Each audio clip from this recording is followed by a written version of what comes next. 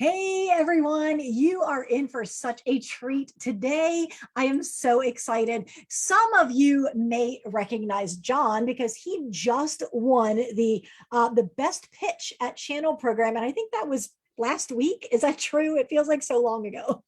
It was last week. It's been a wild ride, but yeah, not too long ago. Amazing, amazing. And I don't get a chance to tune into all of those, but I did watch that one, and your energy and your passion for the channel and for your solution was amazing. I think that probably was part of what led to that win. So congratulations. And I'm very, very excited to chat with you today.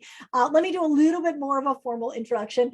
John Harden he's the founder, he's the CEO, he's not a big title guy, but he started a company called Saaslio. That's what we're going to be talking about today. What is Saaslio? Who is it right for? What's the problem that it solves? And if you've ever tuned into any of my lives before, you know that I am going to play the MSP and sometimes even the skeptical MSP, depends how the conversation goes. Because let's face it, there's a lot of vendors out there. There's a lot of vaporware out there. And we want to make sure that when you are evaluating vendors, evaluating vendor partners, that you're aware of the good, the bad, and the ugly, and making sure this is the best solution for you. So, John, this is going to be a fun conversation. Thank you for your time. Again, congratulations on the win, and I appreciate you being here. Thank you so much, Jennifer. It's a pleasure to be here. Beautiful Friday afternoon. Excited to be live on your show. Awesome. Awesome. All right. So for those that don't know you, can you give us a little bit of a running start into your background and maybe what has led you to be where you are today? Yeah, the running start, I always like to joke I was born in the channel. And I really was. I started as a 15-year-old software engineer. Yeah, see, you didn't even know I this. didn't know that. Story. Oh my Yeah, word. you're going to hear the whole John story, but I'll keep it quick. It's not that long. But I started as a 15-year-old software engineer, which now means I've spent half my life in the MSP channel. When I was in high school, most people played basketball, ran track. I wrote software. I actually built a platform for a sports store before we had WordPress and Squarespace and all the web apps, and built an e-commerce platform for them and took it competing across the country. Got second in the nation writing software applications at 15 in my age range. And a local MSP found me. And I think they saw the opportunity for cheap labor. I saw the opportunity not to have to work maybe in the fast food industry. We both synergized. And I started then and there. I started as 15-year-old tier 1 guy. And then I spent the next 15 years or 13 years prior to leading Saaslio as an MSP knock into a system administrator, into an executive leader, into a founding team of another SaaS business serving the MSP industry. So I always say it was a running start because I've spent my life and grown up in the channel. That's amazing. And you don't stop. That's what I love, is that you see something, you get a vision for something, and then you pursue it wholeheartedly. So it's always fun to meet someone like you. So that brings us to Saaslio. What is the vision? Like, why Saaslio? Can you point to a pivot point or an instance in your world where you saw a problem and you said, okay, someone needs to solve that, and then you went, oh wait, I think I can solve that? Yeah, it goes back to the days when I was in my second company where I was on the UCaaS side in the MSP world. And there was a business problem I continued to see even in the beginning of the days, right? Like, 15 years ago, you didn't even have really your RMMs, maybe in the maturity that they are today for sure. And so software really only lived on the computer. Somebody was using software, it's what they used on the computer. You installed it on your local environment, you called your IT team, it was a big ordeal. But as time obviously went on, the emergence of SaaS and cloud-based web applications emerged. And I think everybody probably remembers the little Ghostbusters icon, no cloud, Salesforce. Those guys ushered in an entirely new generation of the way that people use software. And being on the younger side of the team, I was always interested in what's new and what's cutting edge. And so I was probably bleeding edge in adoption of SaaS. And I kind of realized as the years went on, in 2015, the average amount of SaaS apps that a small business was using was 5, or rather 8. It was 8. And now we look at the number, it's 136. For the average human? For the average 100-person company, it's 136 SaaS apps. Okay. And think about it. We're on a SaaS platform streaming. We're on a SaaS platform to get connected. We're on a SaaS platform to get our calendars connected. We're on a SaaS platform for everything. And as we grew in that MSP, I realized we weren't talking to our customers about it. We didn't even know really about it. We would ask them when we onboarded them if they used any, and maybe we would get a ticket in the tier 1 help desk that would say, hey, I don't have access to this anymore. And everybody kind of click and go, oh my gosh, didn't even know they used it. And then as that number went up and up and up, I realized that, you can't have a number just continually going up and to the right. The number of apps, the expenditures, the amount of overlap, the amount of employee to app ratio, like every number in SaaS is going up to the right. It's becoming one of the largest technology expenses of a business. And as an MSP, the promise is to manage IT. You can't have that just go unchecked. And so I set out 6 days after the pandemic and launched Saaslio. And so I built it with this vision of helping the managed service provider get their hands around SaaS. Now it's matured a ton as a result of that, and we're much more focused on the shadow IT and the security components, but really help the MSP understand what their client SaaS means to them, how they can monetize it, how they can operationalize it and support it. And there's a lot of growth for us to go, but that's what pushed me down this direction. Okay, so I want to talk about founding a company in the midst of a global pandemic. And then I also want to talk about it from a security, if the whole concept of SaaS, and less about shadow IT, because I think most of us understand the security risks of shadow IT, but I also want to talk about the security risks of SaaS, because I'm thinking, okay, I use Trello. I don't know that my MSP knows I use Trello, but why is that an issue for me, the user? But before we get to the security side, are you glad you started your company in the midst of a pandemic, right at the beginning of a pandemic? That answer would be dynamically different at different points in when you ask me. Okay. 6 days into the pandemic, maybe. Year into the pandemic, probably not so much. Now, absolutely. I still remember it pretty crystal clear. I was out in Breckenridge when the whole COVID outbreak started beginning.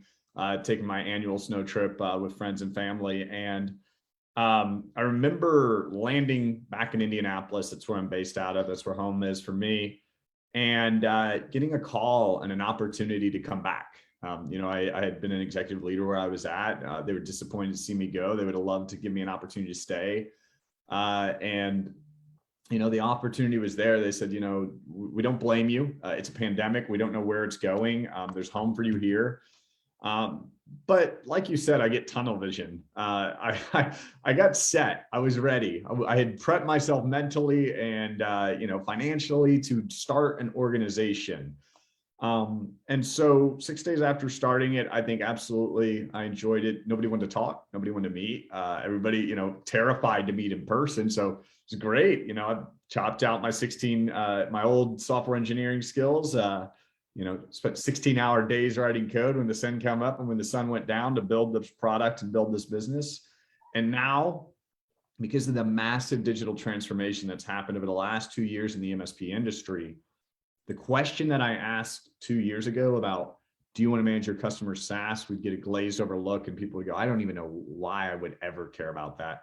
Now, when I ask that same question, due to the transformation, the cloud adoption, the movement, and the hybrid environments, and the security that has come as a result of it, people go, that makes sense. How can I do it? And so, like I said, it's a journeys of yes, no's, and of every entrepreneurial journey is a roller coaster. So I would say right now, absolutely. I love where we're at. It's so interesting because so much of business is timing.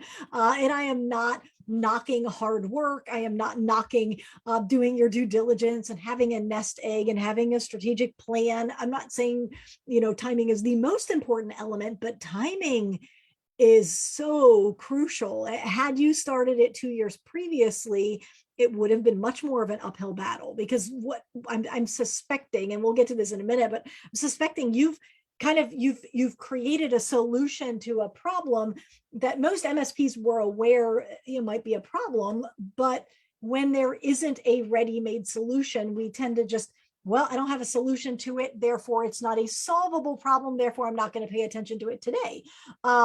And so then just timing being what it was, very serendipitous, now there is a bigger problem that MSPs are aware of that you just happen to be able to solve. So I love it. I love it. Okay, so we're at the beginning of a pandemic. We had no idea how long it was going to last. And so you started having these conversations, and shadow IT, security, they go hand in hand. But SaaS and security, like why should my MSP know that I am running, I don't know, a translating app or Trello or any of the, I don't know, 50 or 100 SaaS applications that I use? Well, that last little comment, and I'm just going to pull thread on it, Jennifer. You said it, so I'm going to ask you where you said, I don't know if it's 50 or 100. By the way, you're not alone. Absolutely nobody knows how much SaaS they use. It's almost mentally impossible to manage it in your head. And so something has to be created to manually or automatically manage it. But why do they care that you're using, let's just even take Trello, the most like non-important component. It doesn't sound like it's a big deal. It's a project management tool. You drop your Kanban cards, you move them around. Trello, nothing harmful there, right?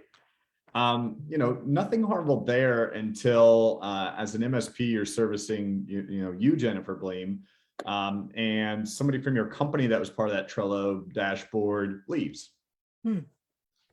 I don't know what you put in Trello, but maybe customer names, maybe lists, maybe important business information. Maybe you do put the invoice numbers of some accounts to make sure you follow up and get them collected. Maybe you put in data around your customer list, contact information, onboard information. Maybe I was going to say links to standard operating procedures, whatever. Yeah, IP, business IP.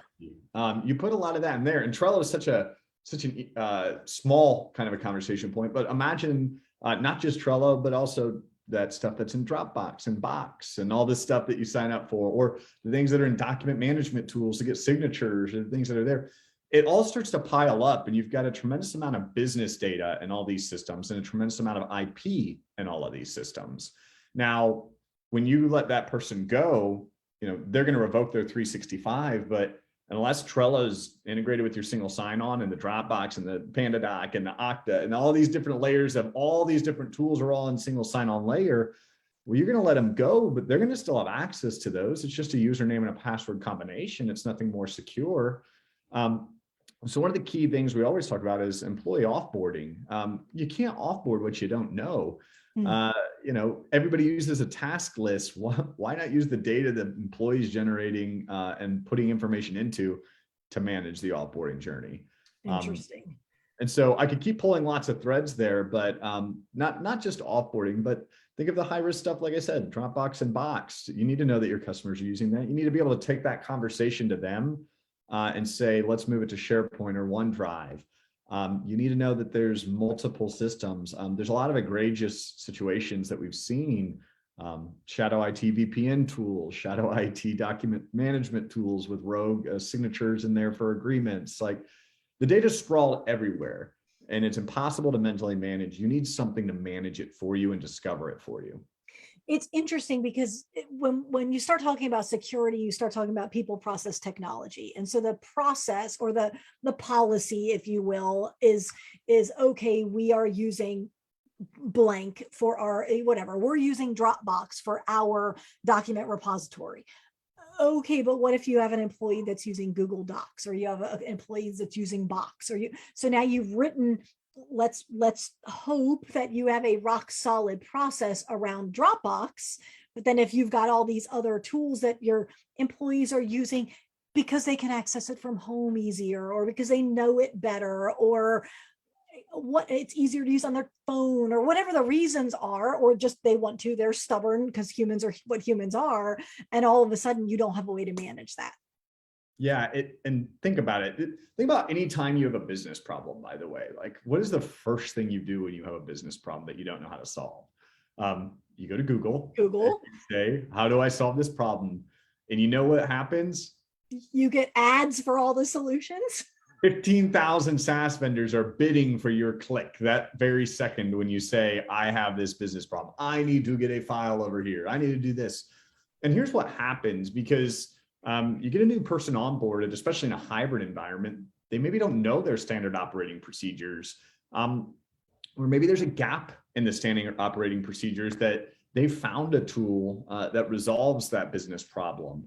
And this is my favorite way to talk about shadow IT. Shadow IT is absolutely a security concern because your data risks, the sprawl, the employee onboard, offboard journey, those vendors actually are part of third-party breaches. Like there's a lot of like things to pull apart. But my favorite way to talk about shadow IT is actually to flip it on its head. And is, at the heart of every SaaS platform is a business problem being solved. Nobody just, trust me, I've never woken up, you've never woken up, nobody listening's ever woken up and just been like, I want Dropbox today, signed up and then went off on their way. Like they're trying to solve something. And so why as the MSP, would you not want to have the opportunity to talk about somebody solving business problems with technology? If I had to have one argument whatsoever about SaaS, it's like, why would you not want to talk about the business problems they're trying to solve? Because at the heart of all the shadow IT solutions is a gap in a process that somebody had to go self-solve for. So take that and elevate it to the company. At the heart of somebody using Dropbox instead of SharePoint, it's a miscommunication in standard operating procedures. So bring that to light so the business can resolve it.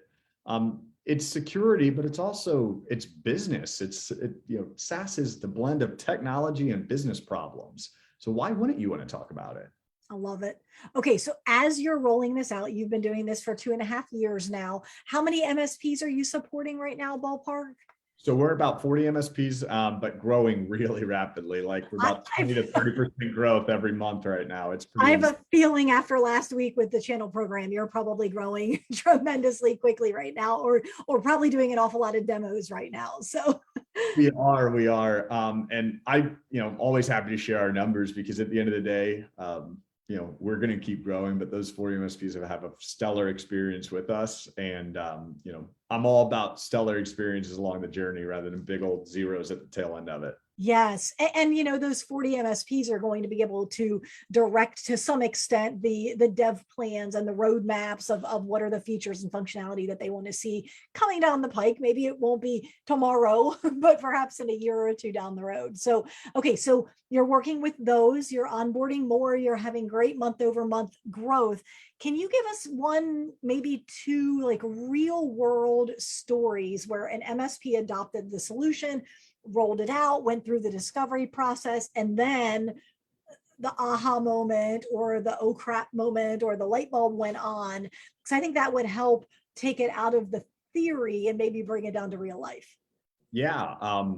We could probably leverage the rest of the time talking about just this. When I started, I thought it was a theory, and now I almost feel obligated to solve the problem from all these use cases I've seen. We could go into some tactical ones. Let's take we've got an MSP up in New York that's supporting a manufacturing firm in Boston that they did a SaaS scan and a shadow IT scan, and they found a handful of employees that were tired of the firewall rules, downloaded software VPNs, paid for their SaaS subscription for a VPN, exposed themselves out to the public world via VPN. And, they had no idea about it because they were inundated with the information that came out of their RMM, and it was too much. But we saw the journey of them signing up for that VPN, starting the VPN, launching the VPN, and we were able to pick up all the processes they were doing behind the VPN because we were down at that endpoint level. That's a manufacturing firm that produces about $1 million an hour in assets. So imagine if somebody had exposed their business because of an outside connection. That's one business case. Take the business case of an employee that we just helped one of our MSPs offboard at a organization that works in the medical field. It was an administrator that left in a really negative way, and it left that facility basically in a lurch. They didn't know where everything was. They weren't able to pick up the story. They weren't able to pick up the picture. So instead of saying, what do we do? How do we offboard them? And the MSP going, well, we'll try our best. They used Saaslio to run a report on that employee. They discovered all the apps. They got all the usernames for all the accounts and all those apps that she was logging into. They were able to recover all of those accounts and get the business data, get the new person onboarded in a dramatically shorter amount of time because they had the data on where they were leveraging software. The pile of stories go on and on and on. The average amount of file sharing tools we find for an average, 30-person company is like 5 or 6. Like people self-sign and put data everywhere. The duplicity story, it tells a strong story too. Like the MSPs usually will run a Microsoft 365 overlap report in our platform and find all these 10, 15, 20 different platforms that can just be consolidated into the license they're already paying for. And so, I mean, I could literally tell, we have something we call the wall of shame. We never call out who they are or the client or any of that. But the worst, I think, so far is 50 employee company, and they're a professional service industry. So you tend to see a lot of shadow IT and like professional services. Sure. 245 apps. That's how many things they were paying for. Like the business had seed funding, they were accelerating in growth, and the CFO was like pulling their hair out trying to figure it out. And instead of like trying to look at line items and transactions, we ran a report, gave them a single pane of glass, every user, every app, every login, every employee activity, how many of those apps are actually being leveraged, how many weren't, wasted licenses, leveraged licenses. And I know I just compromised a lot of time talking here, but I could, like I said, just go on and on and on. No, because you just made a light bulb go on for me. So do you have any MSPs that are using Saaslio, or at least the talking points of Saaslio, in their sales presentations? Like, would it help you, Mr. Prospect, if, because when you said the CFO was pulling his or her hair out, my sales radar goes up because it's a business problem, right? If you happen to be an MSP that can solve that business problem. So I'm just curious if you have anyone using, leveraging this tool in their sales product, talk track, if you will.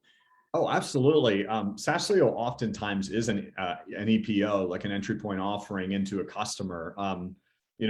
The thing about SaaS is every employee knows what it is. It's not some just like arbitrary network log count. It's not some list stack rank of security issues. It's not a big FUD thing. Everybody knows what SaaS is. And so employers more and more wanting visibility, especially in the hybrid workforce. So we're having salespeople use it as an EPO saying, we can come in, we can give you visibility within 30 days on everything everybody's using and where all the data is positioned and where it's all at.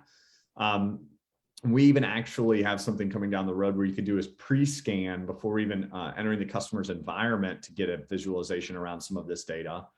But yeah, think about being able to go to the CFO and say, you have Salesforce. What if we were able to find 10 wasted licenses in Salesforce to pay for us as the MSP? Because those 10 wasted licenses are $1,500. And we have an MSP actually that leverages Saaslio exclusively for AutoCAD remediation. They go into architecture firms, they run audits on AutoCAD with our platform. They find all the other security vulnerabilities, of course, but they go to the customer after that survey. They say, you have 7 users who claim they need an AutoCAD license that didn't use it at all last month. So, that's where SaaS almost becomes too murky. You have operational problems, cost problems, security problems. Like it just piles all up and up. And so it's hard to communicate them all, but I think you see why those 40 partners we have love the experience, because there's lots of conversations in it. Yeah. And what's interesting is that MSP can say, why don't we just set up a workstation that is the CAD workstation? And then those 5 people, 6 people, whatever, don't get it on their workstation. We can support that one workstation that just has CAD and then cancel all those licenses. And it probably is it's probably close to a net flat for the end user company. So fascinating. And the MSP that has that AutoCAD customer already now can say, we're going to handle offboarding employees with AutoCAD. So we're going to wedge in some more service during an employee offboard. We're going to add another 15-minute per offboard here. And all of a sudden you get 2 more service hours per employee offboard because you're handling that SaaS offboarding as well. Nice. So it's a wedge into more revenue there too. I like it. Yeah. Of course, for the MSPs that charge for offboarding, which if they are, that's fantastic. So what a great, but whether they're charging or not, it's a great value add.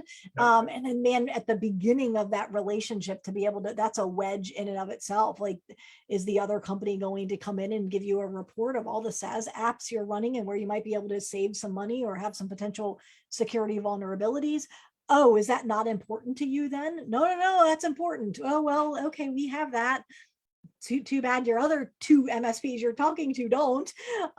So I think that's fantastic.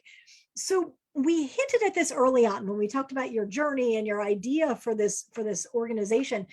Is there anybody that's competing with you today in the MSP space, not in corporate America, but in MSPs or even in the small business world?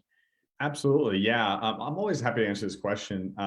Competitors to me, I love each one of them, right? They're all in the ecosystem solving the problem. And if they're altruistic, they're here to help the MSPs. And so hopefully that's what we all achieve. So I love competitors. Plus it makes better outcomes for the MSPs. I think there's two key competitors in the ecosystem that we identify.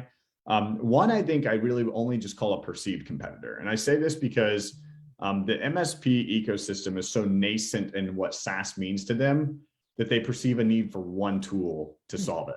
Think about like 10 years ago, you only put antivirus on the computer and maybe you are good to go and you called that your security. Now we have, endpoint detection response, we have antivirus, we have advanced, like we have all these different things on our devices.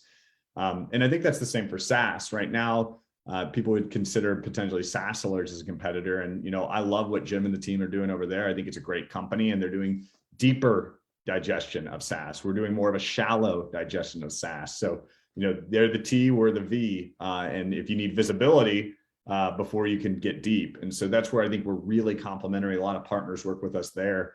And then I think, take Augment or somebody in that ecosystem, they're bringing something to the environment that's similar and then expanding on it with traditional stuff like backup and other areas. And so I think that there's perceived competitors, but in my opinion, I think, we're so focused on the discovery component and the management component that we've carved out a very deep set of key differentiators in our product and offering that's focused really deeply towards understanding SaaS holistically versus looking deep at one or two or three different environments.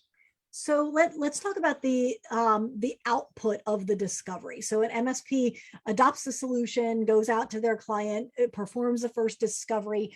Do they get white label reports? Are they designed to share with the end user, or are they more internal facing for the MSP that the MSP then translates? Help me understand that piece of the puzzle. Yeah, every deployment of Saaslio, we always coach our MSPs. It's either in your managed IT bundle built into your onboarding cost and built into your onboarding journey. Or if it's a customer that needs this and wants it before their renewal, it's an assessment. That way you can assess and convert to service. Whether it's the onboard or the assess, they both have the same outcome. You're always going to get a discovery report, which is a full view. It usually is kind of like a kitchen sink. It might be 70 pages wide of all the stuff in there. And I think, it's navigable. It's really nice. Actually, it kind of feels like an app. You're integrating and you're moving around and clicking and seeing who, and you can jump to users and apps. So this is something that the C-suite can really enjoy because it's a full visibility. A QBR is the second report. And so our platform doesn't just assess and say, here's your security issues. It actually gives you a path to remediation. So the QBR report, we talk about presenting that as, okay, if you want it as a service, we can talk about a quarterly cadence in which we're reviewing shadow IT, a quarterly cadence in which we're presenting new findings, a quarterly cadence in which we're handling these components. And then the third and fourth report, you can always shock somebody by running an offboard report on themselves. Trust me. Everybody goes, oh yeah, I did do that. An offboard report on the stakeholder, and then my favorite as well is kind of Microsoft overlap report. Where in through 365 ecosystem have employees self-source their own tools? But then it gets particular from there. But they're all really nice. They're built for executive viewership. They're not built for like an internal tech. It's not built like an RMM export. It's built really nicely. All of them are schedulable, including things like those license remediation reports. So if your CFO wants to get a report every quarter on the wasted licenses, the leveraged licenses, the amount of usage, they can receive that in their inbox directly. And so there's probably about 15, 20 canned reports that all have different values because SaaS has such a wide tentacle area of conversation. So are most MSPs bundling this, or are they boosting their onboarding fee, or are you seeing kind of across the board, everyone's doing something a little bit differently? Yeah, I would say most of them are, I would say of the 40, probably 90% are bundling it in managed IT. They see it once, the genie's out of the bottle. It's really hard to go back to managing your customer with like the darkness with Saaslio's visibility, right? Like imagine, you all of a sudden you can see color instead of black and white. It's really hard to go back to black and white after that. So once we get in there, they traditionally bullet in their managed IT bundle. Now, remember, we're not talking about, adding more time in that onboard journey. We're actually cutting a lot of it out of the cycle. Right now, an MSP is traditionally sending a manual form to multiple employees, putting it in an Excel doc, crunching it together, finding the duplicates, having an output, putting it in PSA. And that's like, on average, about a 5-6 hour task on all the software and the apps and the things they need to support. We automate all that. So that's 6 hours back that you get, not 6 hours new that you put in.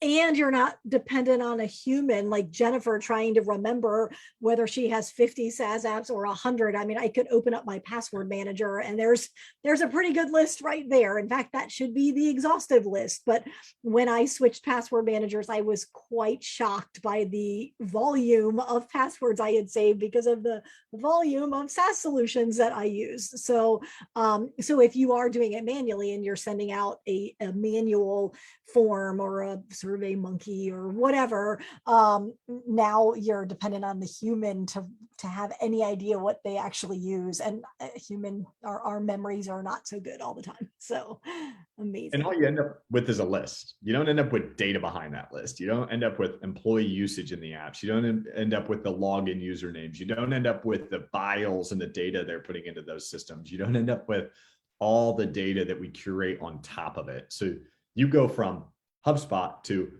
HubSpot, 20 users, this much usage, this much data. This is the systems that are in it. Here's the sensitive data in there, all of it. So it's a massive upgrade.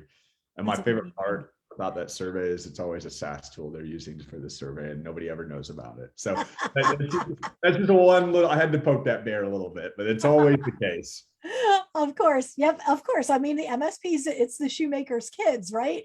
Are MSPs using it on themselves? Like we always hear this, like eat your own dog food, drink your own champagne.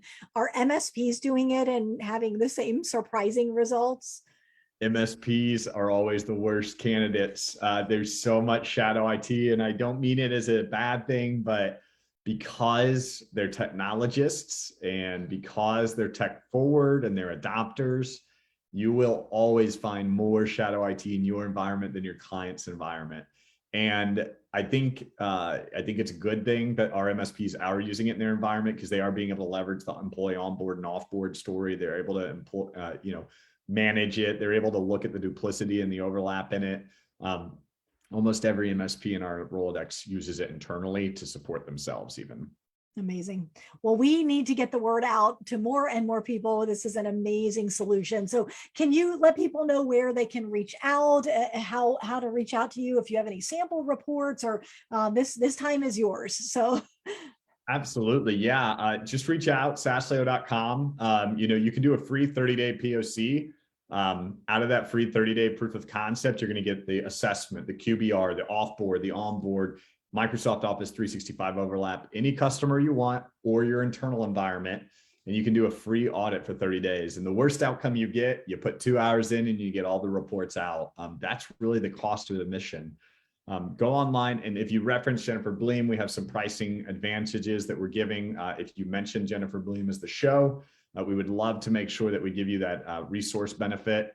But really, that's the best starting point, is just go online, sign up. You can actually request a time directly as one of our call to actions once you go there. Get a 30-minute demo. If you want to sit down with myself personally, grab a 30-minute slot. I'd be happy to personally handle those conversations coming from the show here today as well. So grab a chance to talk, even if you don't know if that POC is going to fit or not. Let's just talk about it. We're never going to do a square peg and a round hole, because I always joke, we can't be the SaaS people that are shoving more SaaS that goes unused. It's a little too meta for us to be the one that doesn't get used. So if you want to know if it's a fit or not, we'll be pretty transparent and honest with you, especially on the roadmap of what you're doing already with your customer. Amazing. I love it. I loved when we met, I don't know, 6, 8, 9, 10 months ago. It's been a while. And just hearing about your journey and the solution that you've created and just watching the growth and the excitement of the channel. And it makes complete sense because it is solving a challenge that up until now really wasn't solvable. So excited for the future, excited to see what comes. And we will have to do this again in maybe 6 months or so as the roadmap develops and as you get even more stories. Maybe we just do a story time with Jennifer and John. We just chat about the channel and how the solution is working for your clients. So I so appreciate your time. Thank you so much for being here. Thank you, Jennifer. It was a pleasure. Likewise, take care. See ya.